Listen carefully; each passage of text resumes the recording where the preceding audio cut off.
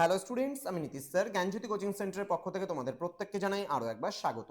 তো স্টুডেন্টস, আজকে আমি তোমাদের সঙ্গে আলোচনা করব এনইপি 4 ইয়ার আন্ডার গ্র্যাজুয়েট প্রোগ্রামের অধীনস্থ যে সমস্ত ছাত্রছাত্রীরা যারা বাঁকুড়া ইউনিভার্সিটির অধীনস্থ বিভিন্ন কলেজগুলোতে পড়াশোনা করছো 6 সেমিস্টারে, তাদের জন্য আজকে মেজর বেঙ্গলি সাজেশন 2026 নিয়ে আলোচনা করব। তো তোমাদের মেজর পেপার 16-এ থাকছে বাংলা নাটক। এবার বাংলা নাটকের মধ্যে তোমাদের থাকছে নরক গুলজার। তো নরক গুলজার বলে এই যে নাটকটি রয়েছে মনোজ মিত্র রচিত, এখান থেকে 2 নম্বরের জন্য কোন কোন প্রশ্নগুলো পড়বে এই নিয়ে কিন্তু আজকের এই ক্লাসটি। জাস্ট 2 মিনিটের একটা ক্লাস, তোমরা একটু শুনে নাও বিষয়গুলো, কোন কোন প্রশ্নগুলো তোমরা পড়বে। প্রথম প্রশ্ন, নরক গুলজার নাটকটি কত সালে প্রথম অভিনীত হয়েছিল? মনোজ মিত্রের এই নাটকটি কোন নাট্যরীতির অন্তর্গত?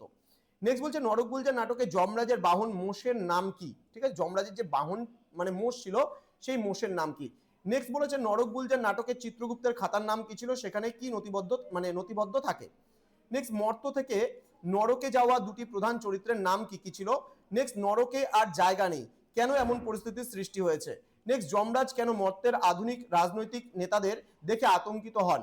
নেক্সট, নাটকের কোন দৃশ্যে সবচেয়ে বেশি ব্যঙ্গাত্মক সুর ধরা পড়ে? নেক্সট, নরক গুলজার নাটকে চিত্রগুপ্তের ওপর যমরাজ কেন বিরক্ত ছিলেন? লাস্ট প্রশ্ন, নরক গুলজার নাটকে নরকের এই বিশৃঙ্খলার জন্য দায়ী কে বলে তোমার মনে হয়? তো এই যে কয়েকটা প্রশ্ন, তোমাদের 9টা প্রশ্ন দিলাম, এই প্রশ্নগুলো কিন্তু ভীষণ গুরুত্বপূর্ণ।